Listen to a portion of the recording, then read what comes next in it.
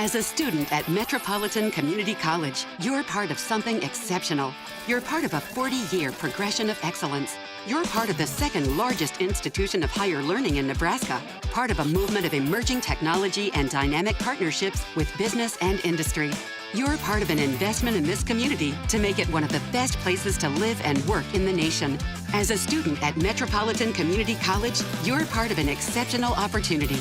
Metropolitan Community College.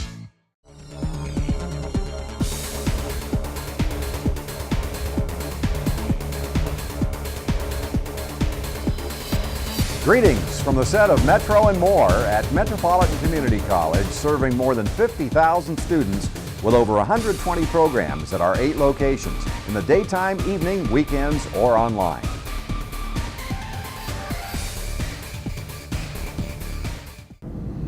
Hi again, everybody. I'm Kent Pavelka for Metro and More at MCC's Applied Technology Center with a look at the college's fire science program today, and with me is instructor Jeff Strawn. Jeff, good to have you back. Thanks, I appreciate it. It's great to be here on the scene. It's definitely a beautiful campus. We've chatted in studio before, but we're going to get a first-hand look at what fire science is all about at Metropolitan Community College.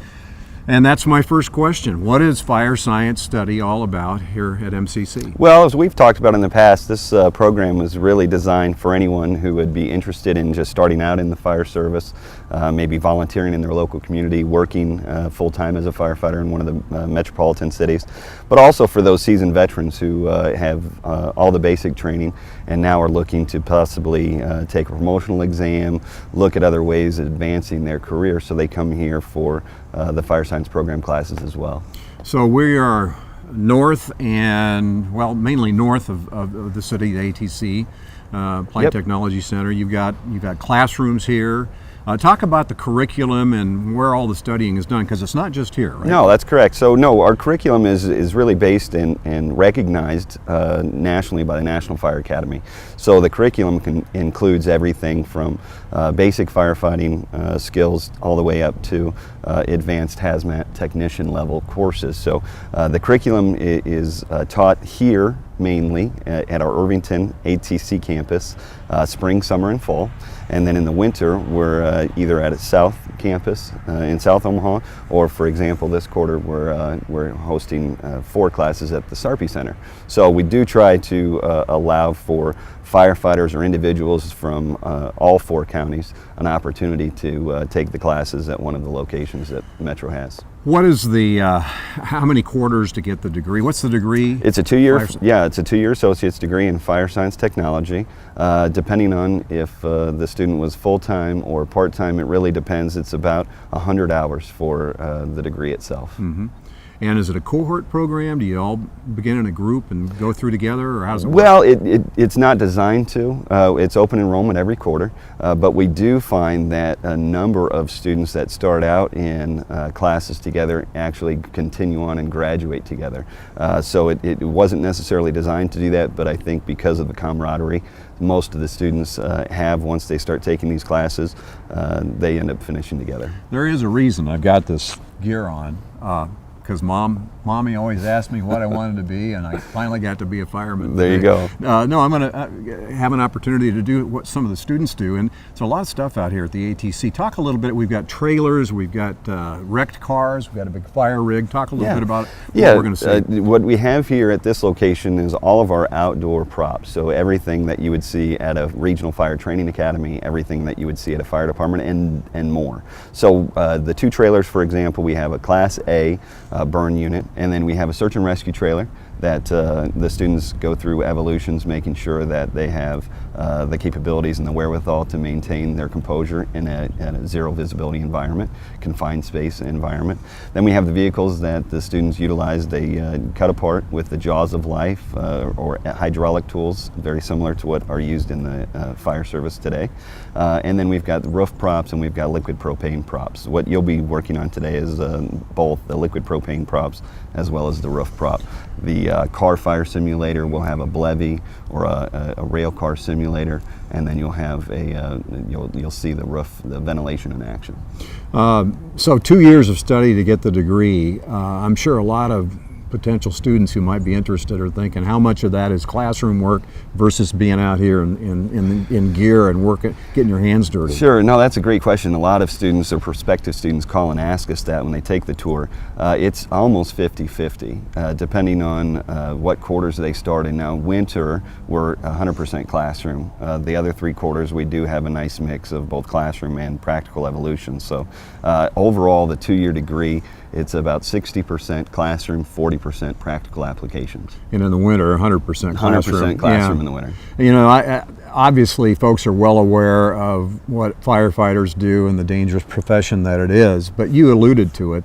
There are other career opportunities besides being a firefighter, right? Sure. That you end up being qualified to do as a result. Absolutely, yeah. The curriculum really allows for not only those that want to be an active responder, but also someone who is interested in maybe working on a plans review or code enforcement. Really, it just opens the perspective or the students' eyes to what public safety is really about. But there's more to, you are equipped to do more than just extinguish fires, right? Oh, certainly, yes. Certainly, Hazmat yeah. stuff you alluded to? Yeah, besides the Firefighter 1, Firefighter 2 curriculums, we also have the hazardous materials operations and technician level. You know, we've got a lot of exciting things that are offered out here at this campus that really can enhance someone's career or potential career in the fire service. The hazardous materials part of the profession, is that like a specialty? Or It is a specialty. Yeah. Yeah, definitely it's a specialty, and it's much more hands-on, and it's kind of a different operating mode when you're dealing with a hazardous materials incident, whereas it's more slow and methodical. It takes a lot more thinking in that regard versus certainly we know if there's a fire, we're going to go in and put it out as safely and as effectively as we can. But when we're talking about hazmat, that really is a specialty that takes a lot more curriculum, and especially classroom-based curriculum, because of all of the different chemicals that we're dealing with now in today's world. Yeah. Well, we're at the Applied Technology Center. Jeff Strawn, my guest, Boomer. That's it. I just call you Boomer, everybody Absolutely, else does. yes. Probably don't have time to get into that, but I'm sure there's a good reason. Anyway, I'm all decked out, and Mike and Brock are going to assist me here in a second. They're gonna involve me. I'll assist them, and I'm gonna get my hands dirty and do some of what the students do in fire science study at Metropolitan Community College. Be right back here on Metro and More.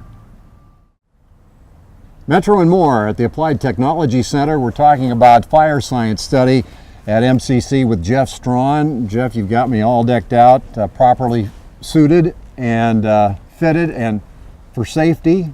So now everybody knows what I do full time. No, I'm just kidding. Yeah, you are as safe as any student that we have, and Okay. what you're going to be doing is working with Mike and Brock, and the prop that you're working on is a simulated roof structure. So they're going to show you, and you're going to actually physically cut part of that roof away. All right, here we go. Let me know what we're doing here, guys. Mike, I'm going to get this started. Then I'm going to have you walk up here. The importance of the ventilation prop itself is to make sure that you're removing all the smoke and All right. toxic gases, the superheated gases from inside of a structure. So the ventilation itself can be done one of two ways, one horizontally or two vertically. So for this scenario, we have the students get onto the roof prop itself. They're going to cut away a 4x4 hole and then pop through the ceiling and remove all those simulated superheated gases and flames.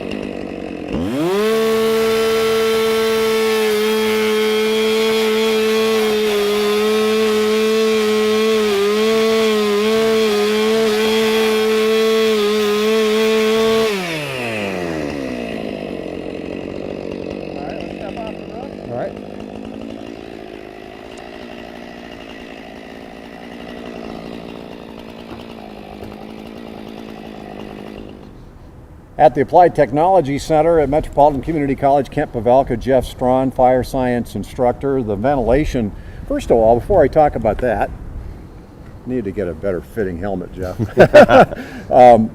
People ought to know, you've heard about how heavy this stuff is. I mean, you've got to be in shape to be a certainly, firefighter. yeah.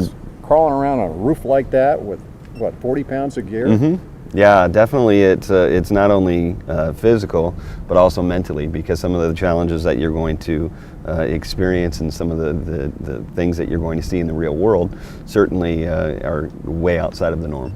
At what point, when we did the ventilation, when I cut the hole in the roof, do you do that in fire? As early as possible, honestly, because if we have victims trapped inside of an occupancy, what we're trying to do is remove that toxic smoke to allow them a better opportunity to survive. It lightens up the environment for the interior attack crews to go in and perform their search and rescue, as well as to find and extinguish the fire. So the fire doesn't have to be very involved before you'd want to do that? No, that's one of the earliest steps that we can take if it's all possible.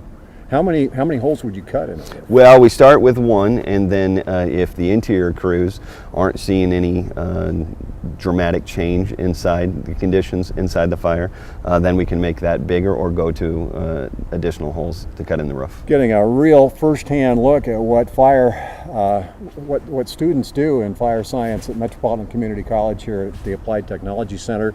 One of which is to learn how to put out car fires. So we're going to do that next, right? That's it, yeah. So what you're going to work on is the exact same prop that all the students utilize. This prop simulates a car fire. It's very safe and reliable, and it gives you all of the tools that you would need to extinguish a fire on any city, street, or interstate. All right, let's bring Mike and Brock in, and I'll attempt to assist them on that. All right, be Thanks. safe.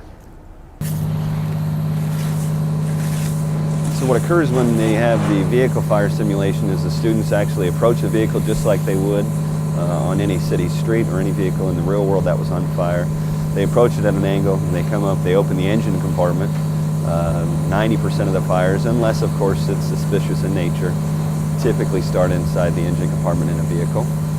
So once they extinguish the engine compartment, they'll come to the passenger compartment inside the vehicle, checking for any occupants, making sure that the interior is extinguished, and then the fire is completely put out.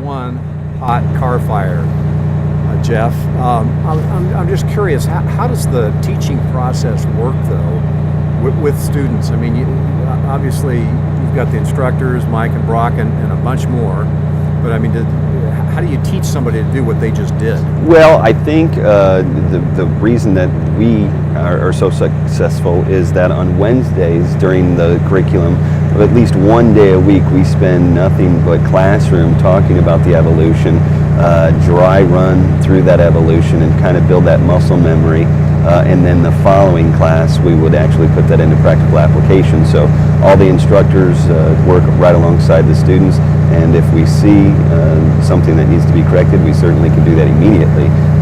But that's where I think we're so successful is that all the instructors that they're working with are still either on the job or recently retired, and so they're very familiar with the applications that they're putting to practice here. So students would be by the car we just saw ablaze without the fire?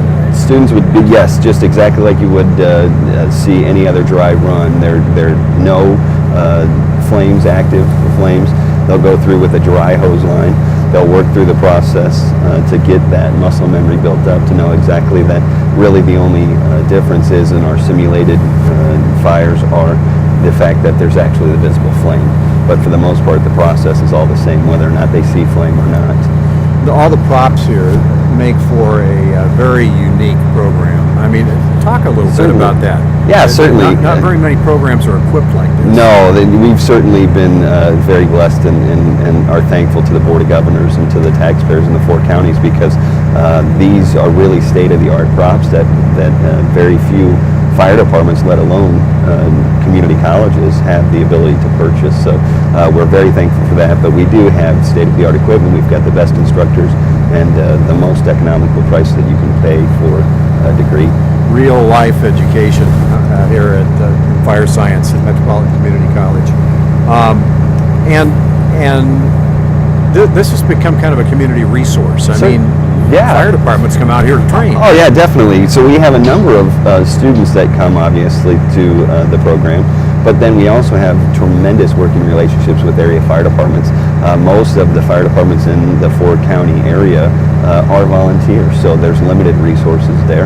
And so we provide that real-world continuing education here at this location for some smaller departments that maybe don't have the resources to do that at their own fire departments. Yeah. Why don't we have the guys do another demonstration for us here? We got a. Okay, what this demonstration is going to be is a simulated levee incident, or a boiling liquid expanding vapor explosion. So it's a hazardous materials incident. Got to get the pump revved up. Yep, right? so Mike's going to rev up the pump. He's going to get that back into gear. We've got Brock that's going to be manning the nozzle. So the hoses you saw in extinguishing the car are fueled by the pumper. Yep, that's the water supply. Yep, the water supply. So you're going to hear the pumper a little more noise as it gets ready to. As these guys get ready to. And you say this is like a. This would be what? A train work? This could simulate a train. This could simulate something as simple as a propane fire and a propane gas grill in your backyard. So the prop itself is self-contained. The firefighters would approach that from a safe distance. Certainly, as they make their way to extinguish that, they're going to manipulate a valve. One of the things that's unique about a liquid fire is that if there is an on-off valve or some sort of disconnect that they can get to, that would put that fire out rather than just the water itself. So you're going to see Mike manipulate up at the front. He's going to get his fog pattern. Mike's reaching through here.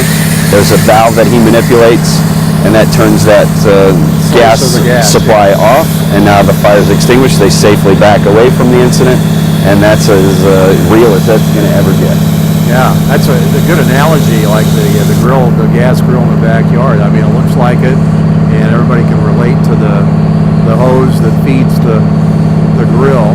Yeah, once you remove that ability to sustain that combustion, that puts the fire out. So the water is just necessarily, in this case, it's just a protectant for the firefighters to approach that safely. Mike or Brock, one of them was telling me when you approach this tank, you want to approach it the way they did, not on the ends, right? Right, because that liquid inside begins to expand. That weakens those ends of the container itself, so that would cause that massive explosion. So, like we've done the roof, and we've done the car, and now we've done the tank, the propane tank. How much time is spent on? I mean, these are 3 separate disciplines, right? Right. I mean, I don't know if discipline's the right word. Well, they're 3 separate evolutions, certainly. Evolutions within the classroom and the practical settings that we utilize. So what occurs is that, for example, in our Firefighter 1 curriculum, it's 2 days a week, and 1 day of those is complete practical application. So Saturdays, 8:30 to 3:30, we're here at the ATC putting all these different evolutions into practice and trying to build that muscle memory for the students. So a student would get how many opportunities to do what we've done here today? Well, we have 4 fires per quarter, so they have an extensive amount of time to get familiar with the actual extinguishment of fires, but all the other things, the ventilation props, the ropes and knots that we haven't really discussed, some of the search and rescue techniques, I mean the litany of other things that we do here in the program is really too numerous to list. Yeah. But within that 8 hours, they're here for 100 hours for Firefighter 1 curriculum specifically. Talk a little bit about Jeff, about the national recognition this program has Yeah. gotten, because that's something all of our viewers ought to understand. Yeah, it is. It's a great recognition. We're only the second school in the state of Nebraska to have our curriculum reviewed on a national level by the National Fire Academy. They have the Fire and Emergency Services for Higher Education Committee. They're in Emmitsburg, Maryland, and so what they do is I submit all of our fire science curriculum, all the classes that we offer here at MCC. What they do is they run that through a strenuous and a peer review process, making sure that we're hitting everything that needs to be discussed and or taught in order for that program to be recognized. So again, a huge feather in our hat as far as the recognition by the National Fire Academy. Very good. Fire Science Study at Metropolitan Community College. We're at the Applied Technology Center. Jeff Strawn is with me, and we'll be back to wrap it up on Metro and more right after this. Well, we've seen a lot, Jeff, but there's much more to see here at the Applied Technology Center, Fire Science Study at Metropolitan Community College. Standing in front of a red car, and we've got several of them here on campus. And next time we update the show, we'll talk a little bit and show a little more. But what do we do with these? Yeah, certainly. This is where the students learn how to remove a victim from a vehicle. So what we do is we teach them with extrication tools, hydraulic tools, to safely and efficiently remove doors, eventually remove the roof of the vehicle, to package a patient from the interior to the exterior and get them transported off to a hospital. How do firefighters work with paramedics? I mean, that all of a sudden you got two. Yeah. No. In our area specifically, most, if not all, firefighters are also either EMT or paramedics.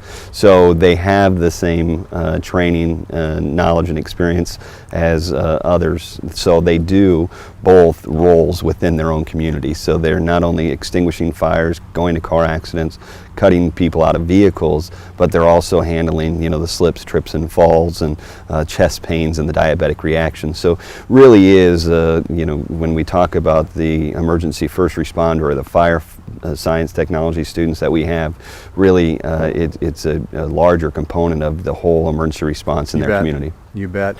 And the job field out there is good. Obviously, judging by the number of students in the program, right? We have, yes, we've been very successful. Our student placement rate is very high, and when we talk about that, the market specifically, if a student doesn't mind traveling or moving, anywhere they go in the country, they can become a certified firefighter. So the job market is very good as far as the metro area specifically. Certainly we know our population is aging with some of the fire departments. We also see some fire departments transitioning from volunteer to paid or career firefighters. So I think the job market is going to continue to remain strong anytime you're talking anything to do with public safety. You got how many students at a given time? Roughly anywhere from 50 to 75 a quarter. Spring, summer, and fall are certainly our busier times because we offer the practical hands-on application classes those 3 quarters here at the ATC. So you're putting out 50 to 75 graduates a quarter, or? Certainly receiving certificates, yes, yeah. Yes, in firefighting techniques, Firefighter 1 hazmat, certainly yes. Well, thanks for the experience. We're glad you're Appreciate here. this, Thank you for coming up. We'll look forward to the next time. Fire Science at Metropolitan Community College here at the Applied Technology Center, along with Jeff Strawn. I'm Kent Pavelka for Metro and More.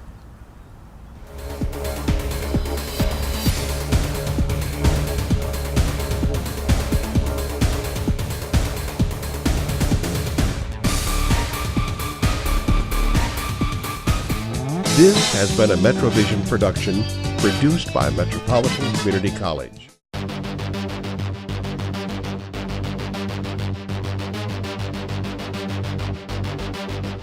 MCC offers all the classes you need to be able to get on a paid department. Students can kind of see what they're made of and see if they can actually handle the field. I looked around at different universities and they're all pretty big and didn't offer the classes and flexibility that I wanted, so I came to MCC.